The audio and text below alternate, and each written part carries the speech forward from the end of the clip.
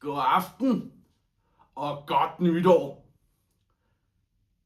Et år er gået, og et nyt træder frem.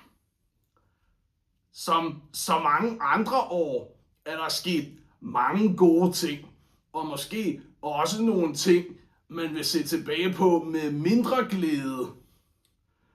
I 2024 drog jeg, Pillefyr, på en verdensomspændende World Tour.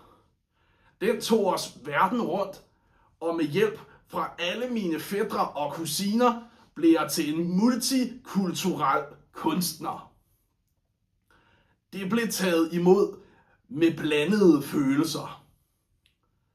Skuffelsen var klar ovenpå kæmpesuccesen Fuck med Pillefyr, der blev sendt på gaden i maj, og som skulle vise sig at blive en af de største numre nogensinde for mit vedkommende.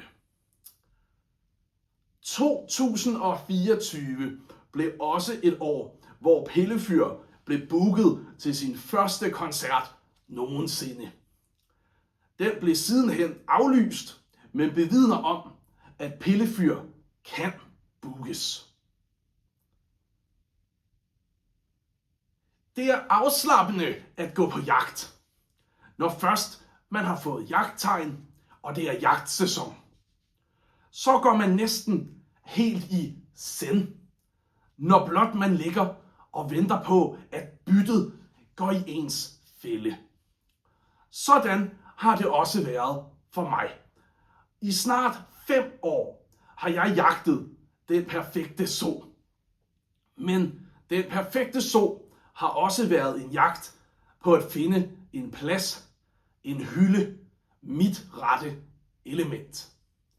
Som kunstner jager man altid det næste hit, den næste virale video på TikTok, det næste collab.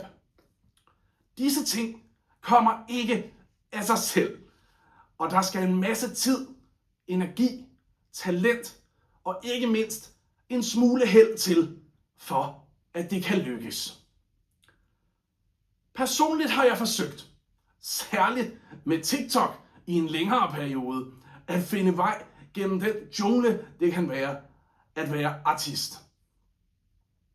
Det var hårdt, men gudskelov for det meste også sjovt at lave.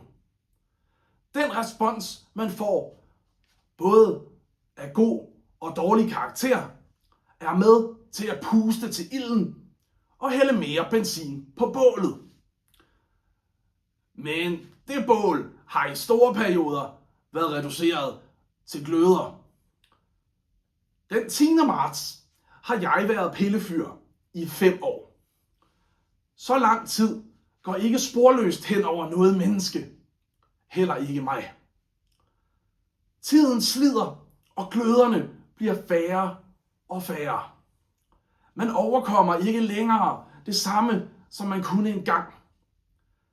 I april i år gennemgik jeg en omfattende ændring fra et udgivelsesselskab til et andet.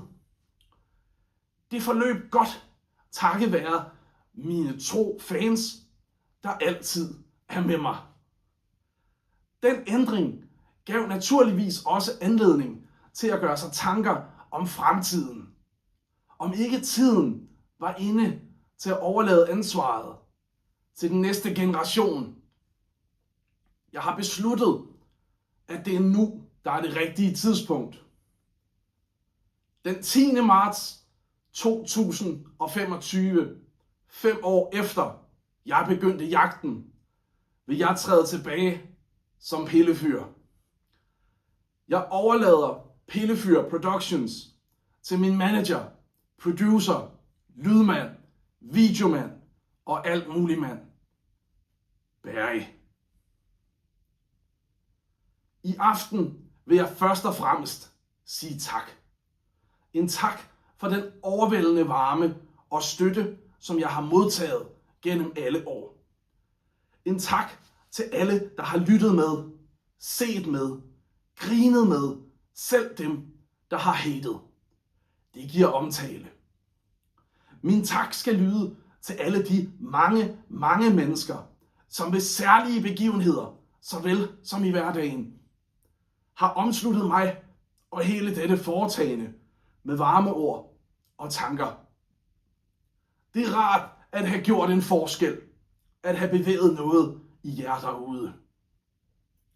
Det har gjort disse år til en række af perler. Den støtte og bistand, som jeg har modtaget igennem årene, har været afgørende for, at jeg kunne løfte min opgave. Det er mit håb, at Barry vil blive mødt med den samme tillid og hengivenhed, som er blevet mig tildelt. Det fortjener han. Det fortjener Danmark. Så vil jeg afslutte min første, sidste og eneste nytårstale med disse velkendte ord. Hov, hvad var det? Jeg havde fået en drøm. Bare glem det.